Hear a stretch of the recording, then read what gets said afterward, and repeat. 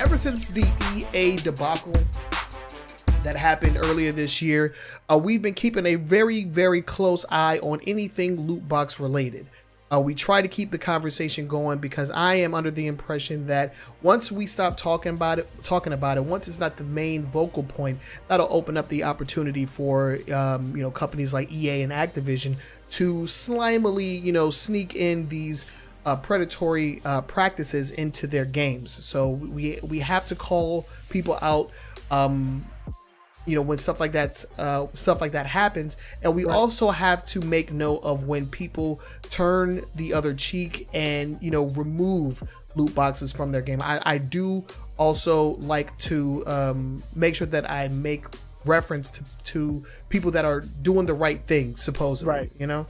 So this is one of those stories, because it looks like Turn 10, who is developers behind Boogie's favorite game, the Forza series, they are removing loot boxes from Forza 7. So since this is your game, I'll let you go ahead and continue with this one. So what's going on? So basically, what they did, and they added a version of loot boxes. The one thing about their loot boxes is you couldn't buy them for real world money. You had to use in-game earned currency to buy them. Okay, but so not terrible, right?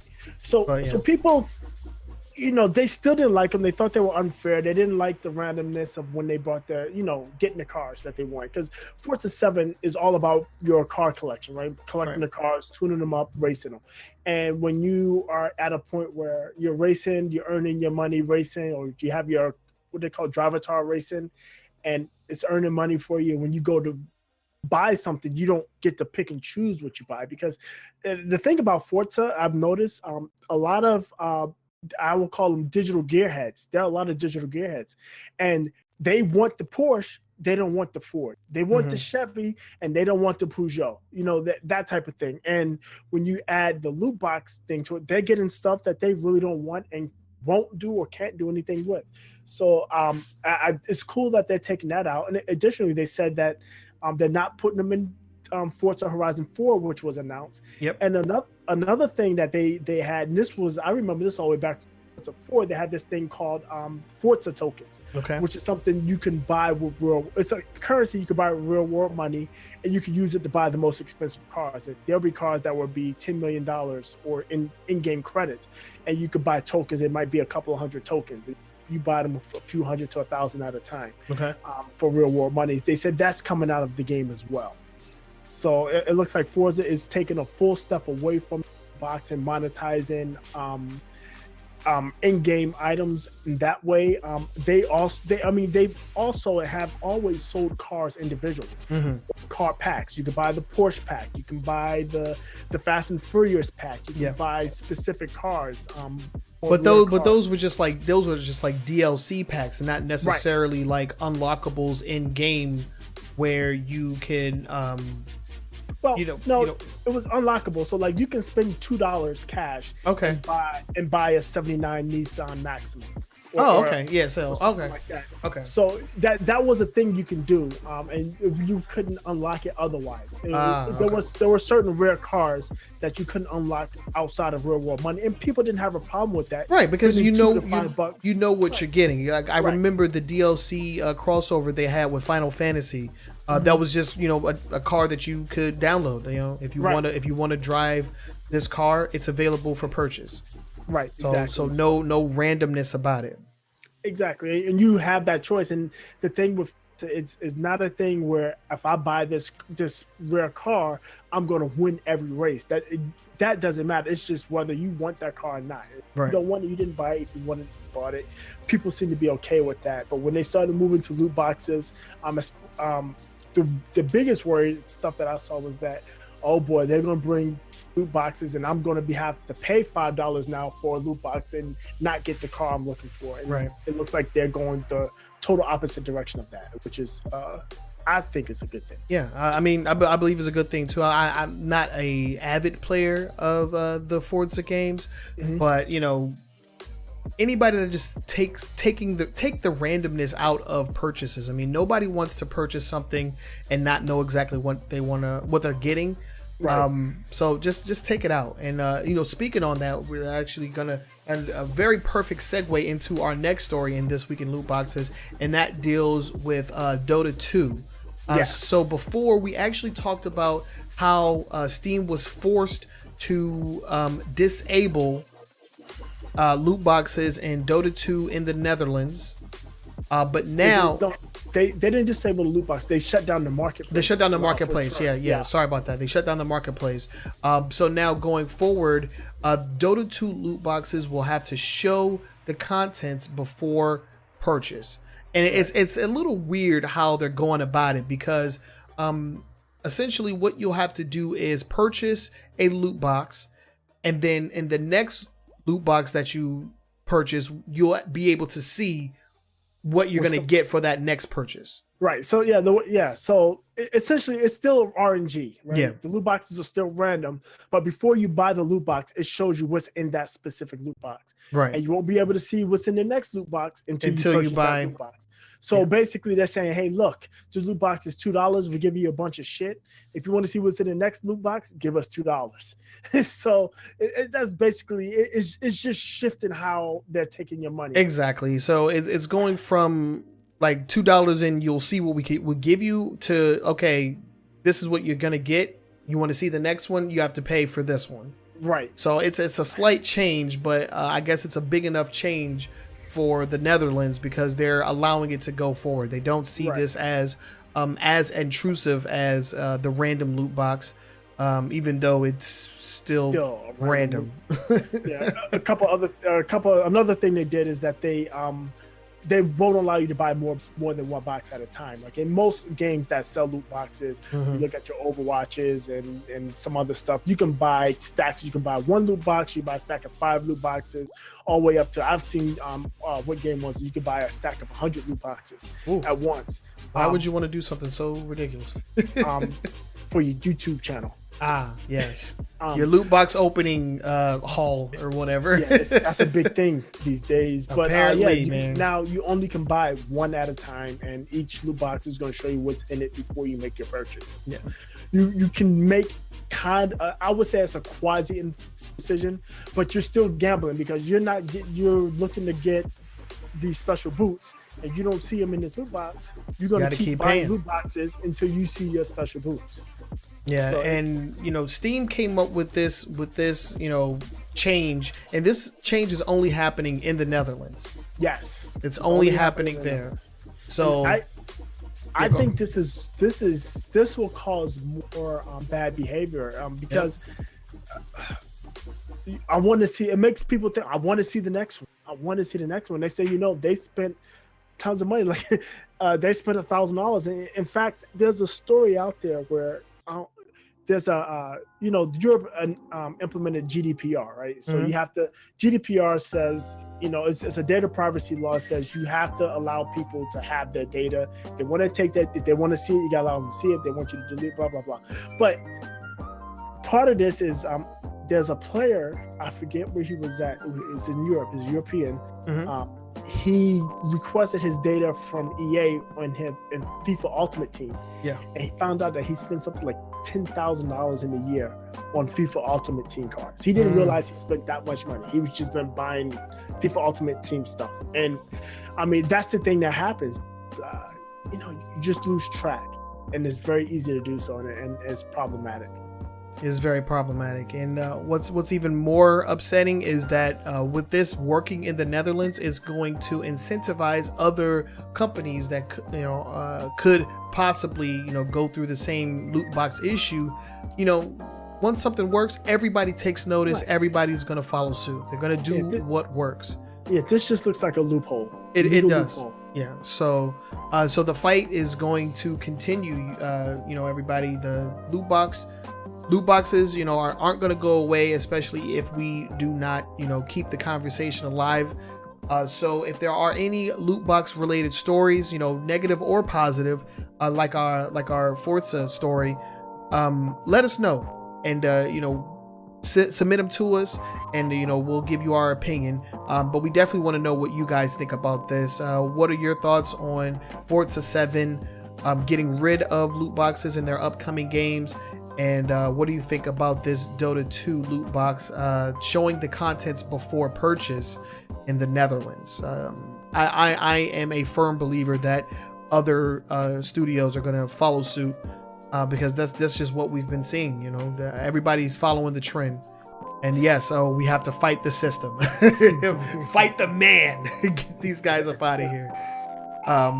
But yeah, that's this week in loot boxes. We're going to go ahead and move on to our last segment of the show, which is going to be our long form discussion. And Boogie, why don't you introduce the topic for us? What are we talking about? Okay, so we were talking about loot boxes, and this is a perfect segue because it looks like developers are looking for alternatives to loot boxes.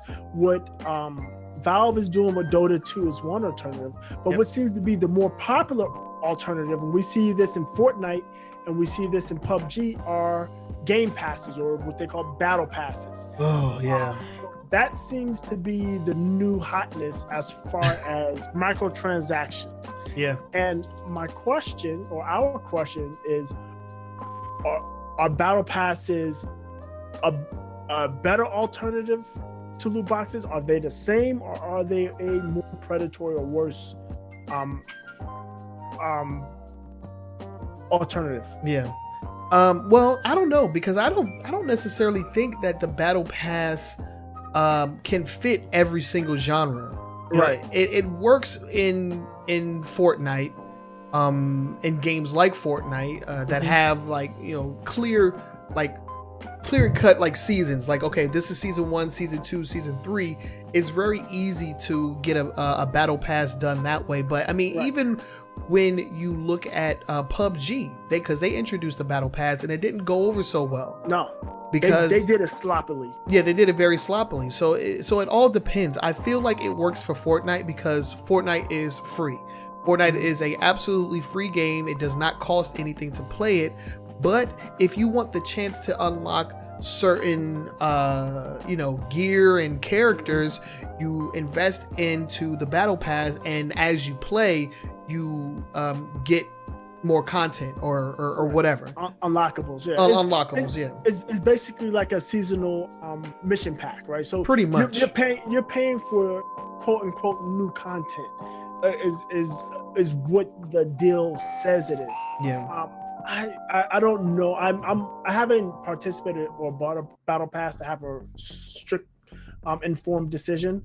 None of the games that I play currently are offering battle passes. I don't play Fortnite. I do have PUBG, but I haven't played that in since January or February. Yes, it's been a minute.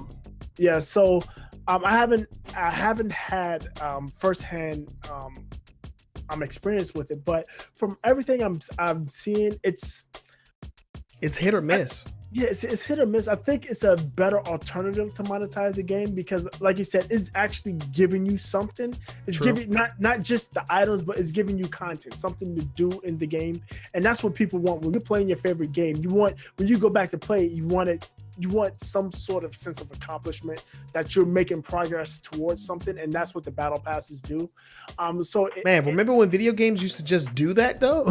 Yeah, I do remember, and that exactly is what I was getting ready to say. Oh my god! My next point was, it's just something that used to be the norm, right? You used to have games that lasted 100 hours. When you think of stuff like remember Myst or more recently like the Elder Scrolls series. I mean, you were able to play without DLC and spending money. You were able to play Skyrim for 1,000 hours. Yeah, and even in other shooters, for instance, I haven't played this game for a while, but in Halo 5, there is incentives and like additional content. Like you can get different armor, different weapons, different poses and stuff, all of which is unlocked by you just playing the game. And you get like the in-game currency, and you spend it on the whatever the pack is or whatever. Right. So there was your sense of, progression there, but now they're just trying to make you pay for it instead. Exactly. So I feel like it's a different type of intrusive, because loot boxes is like, okay, well, you don't know what you're paying for.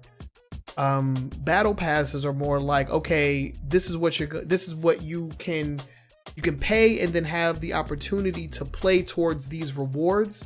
Right. But why doesn't the game just offer me rewards? Like the games used to just offer rewards for playing, and now they want to monetize it. They want to monetize the fact that you're putting in a lot of time and you're not unlocking anything. So they're giving you stuff to unlock, but you have to pay for it every like 2 or 3 months or something like that. Yeah, however long the seasons last. And I do know there are some battle pass or some seasons, some options where you can earn some of the stuff, but not all of the stuff. The highest tiered stuff are only unlocked through the battle pass. You might be able to earn some of the low to mid tier stuff, but like you said, it's just basically, it's still another way to pay to play, right? And it's just monetizing something that we used to just get in games. Right. Not even that long ago. This generation.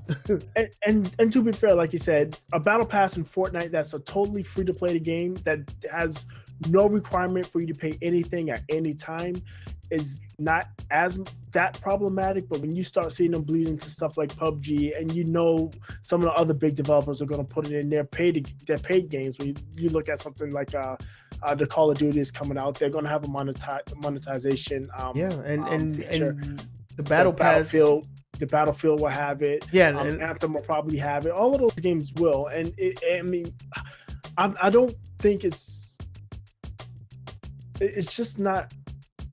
It's treating your consumer poorly to make them buy a game more than once, and that's how I feel. That's how I feel with a battle pass on a paid game. If I buy the game and then you sell me a battle pass, it's like I'm buying the same game over again. Yeah, it's one thing to add DLC. I don't mind the DLC because it's full new content and it's not every couple of months. But the battle pass just seems a bit exploitative as well. It does. Yeah, and it looks like these seasons are getting shorter and shorter. We're already in season 5 of Fortnite right now. Right. Yeah, it's like almost once a month. Every month. It's pretty. It's pretty bad. But Fortnite Battle Royale didn't launch into October, and you're at season 5. So by October they'll be at season 6. So once every 2 months there's a new season. That doesn't even make any sense. No, and I think there's battle passes for each season are like $30. Yeah. $19.99 or $20, $30, something like that. But yeah, I don't know, man. $20 a month for the chance to play the game and unlock content. I'm not with it. And mostly cosmetic. It's $10. $10. It's okay. Not that expensive. That makes me. It's not that bad. $10 every couple of months is not huge. Again. For a free game, it is less intrusive. Right. It's not as bad because Fortnite is there's no entry fee. But for a game that you've already paid for. Exactly. Well, no wonder they're making so much money because $10 that's that's 2 Starbucks. that's all the money right there. That battle pass, man. Yeah, it's so cheap because people that are really into Fortnite like, oh, $10 for every 2 months, that's nothing. It's like a subscription fee. It'll be pretty much $5 a month subscription, right?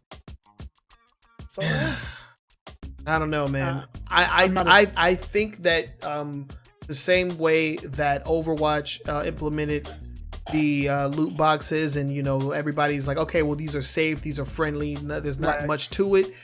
The same thing is going to go for the battle pass. You'll have it's going to roll downhill. It's going to get more and more outrageous as other games come out. And we have 4 battle royale games in the oven right now. Right. And EA said they're interested in making one. It's rumored that there's a battle royale mode and there is a battle royale mode in an upcoming Call of Duty. Battlefield. Mm-hmm. Well, they said it's not in Battlefield, but they're rumored to want to make a battle royale game. Really? I thought it was in Battlefield. They're saying it's not. It was rumored that it would be, but EA I thought they even said it on stage.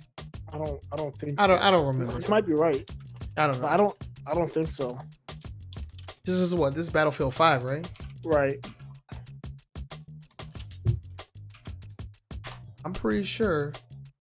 Well, Battlefield 5 it is. Royale, Battlefield 5 is getting Battle Royale mode. Yeah. So you have Call of Duty, have a Battle Royale, Battlefield, You also have Red Dead Redemption 2 is going to have a battle royale mode. Mm-hmm. And who's to say what's going to be in the next Halo and the next Gears of War? We don't know. It's up in the air. And with the success of battle royales and just kind of just taking gaming by storm, I think we're going to see the exact same trickle down effect where loot boxes were this like, oh, this little thing. Oh, well, you don't have to purchase into it. But then they just make it harder and harder for you to enjoy the game without investing. Right. And, and that's what gaming has kind of become lately. And it's about or capitalizing on people's impulses. So like, right. If you don't like waiting on stuff, or you can pay money to like unlock everything. If you want more content, or you can pay money for it, or you can grind for like hours and hours to get the same thing. It's just playing on people's impulses. It's a very, very negative thing. And yeah, man, we've already seen one backfire because PUBG definitely did. Their battle pass did not go over well in that game, and that's not even a full price game. That's a half price game, right? Which is still I don't think the battle pass is on consoles. No, I think it's only on PC. Yeah, well, because that game isn't even freaking fully functional yet on console. It's not a 1.0 on console yet, so they're not selling. I mean, I think they were still selling the.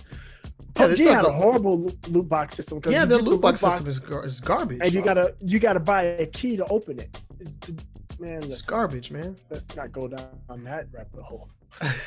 Oh, that's funny. I'm on the PUBG site, and guess what? I see an ad for their battle pass. No, Fortnite. What? On the PUBG page is an ad for Fortnite. It's AdSense, so it's okay. Google ad. But yeah, they show me a Fortnite ad on the PUBG page. I'm That's sure pretty funny. PUBG Corp would be happy about that. Yeah. What are they gonna do? Sue? Nope. I thought they tried that already. Yeah, they did. They backed out. Freaking opted out of that ass whooping. Yeah, but yeah, I'm not a fan. This is what I do hope. I hope EA implements battle passes, because they would do it so wrong and so fucked up. Oh God, yes! Please fuck up the game, please. That the legal eagles will be coming after them. The lawmakers would be like, "You're doing it wrong. We're gonna put laws," and then everybody's gonna change to something else. Yeah. EA, they it would behoove you at EA to just stay away from all new types of monetization. Just stick to DLC, my boys, because I honestly think EA is going to be for a subscription model. They just launched that Origin subscription service on PC. That's available now. I think they're going towards a subscription model, which I think they should have went with a long time ago, especially for Madden, since they don't make a new game. They only make a new Madden once every 3 years. The rest is just roster updates. Yeah, I agree. There's so much room for it to go horribly wrong, which is what bothers me the most. Right now it's not in any game that I am currently playing or have interest in playing, but you have games coming down the line like Red Dead Redemption 2. We got the announcement of a new Halo, new Gears. I do not want to see those games go down the same path, because you'll be paying $60 to buy it. You gotta pay for DLC, season pass, and then you got battle pass, and then loot boxes. It's just it's too much, and I'm not with it. No, I'm not with me either. I agree. Let it go.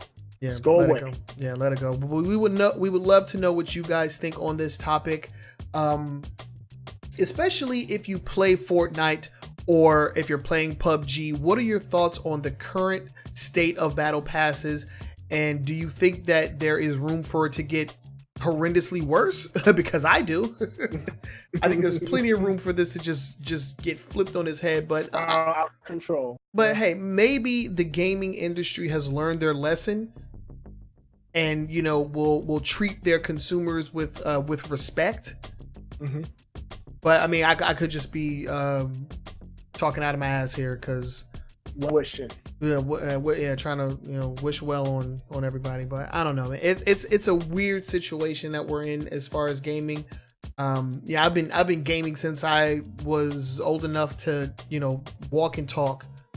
So to see like every single company just try to nickel and dime you at every given opportunity is very disheartening. Right. And it just makes me yearn for a more simpler time where you would buy a game, you would play it, you would love it, and then when you felt like it, you would play it again, and you would love it all the same. It's not about that anymore. No, so it's about those hours. They want to keep you. They want to keep you playing the same game for longer, and then they also want to charge you for it. It's ridiculous. Exactly. Games as a service, exactly is what we're looking at. Yep. Games as a service. But yeah, those are all. Those are our thoughts. And we're just two gamers on the internet, so we would love to hear what you guys have to say.